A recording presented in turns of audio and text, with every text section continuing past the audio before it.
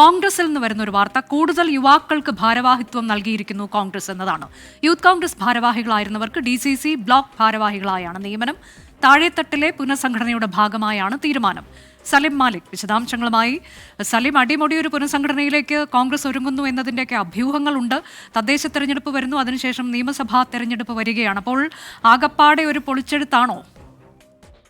അനുജ, സംസ്ഥാനതല പുനഃസംഘടന കോൺഗ്രസിൽ ഉടൻ എന്ന വാർത്തകൾക്കിടയിലാണ് ഈ താഴെത്തട്ടിലെ പുനഃസംഘടനയിൽ കോൺഗ്രസ് ആരംഭിച്ചിരിക്കുന്നത്. നേരത്തെ തന്നെ മണ്ഡലം ബ്ലോക്ക് തലങ്ങളിലെ പുനഃസംഘടനയുമായി ബന്ധപ്പെട്ട് ചില പ്രശ്നങ്ങൾ കോൺഗ്രസിൽ ഉണ്ടായിരുന്നു.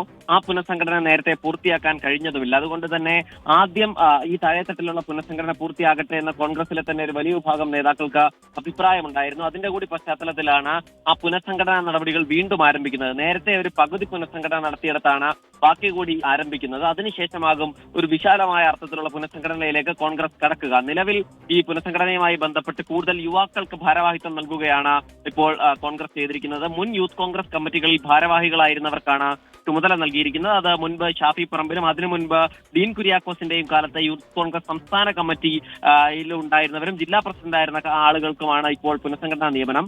ഷാഫി പറമ്പിൽ യൂത്ത് കോൺഗ്രസ് പ്രസിഡന്റ് ആയിരുന്ന കാലത്ത് ജില്ലാ ഭാരവാഹികളായിരുന്നവർക്ക് ഇപ്പോൾ ബ്ലോക്ക് കോൺഗ്രസിന്റെ വൈസ് പ്രസിഡന്റുമാരായി നിയമനം നൽകിയിട്ടുണ്ട്. ഡീൻ കുര്യാക്കോസിന്റെ കാലത്ത് യൂത്ത് കോൺഗ്രസ് സംസ്ഥാന കമ്മിറ്റി ഭാരവാഹികൾക്കും നിയമനം നടത്തിയിട്ടുണ്ട്. DCCകളുടെ വൈസ് പ്രസിഡന്റ്, ജനറൽ സെക്രട്ടറി പദവികളാണ് ഡീൻ കുര്യാക്കോസിന്റെ കാലത്തെ സംസ്ഥാന കമ്മിറ്റി ഭാരവാഹികൾക്ക് ഇപ്പോൾ നൽകിയിരിക്കുന്നത്. അനുജ, ശരി.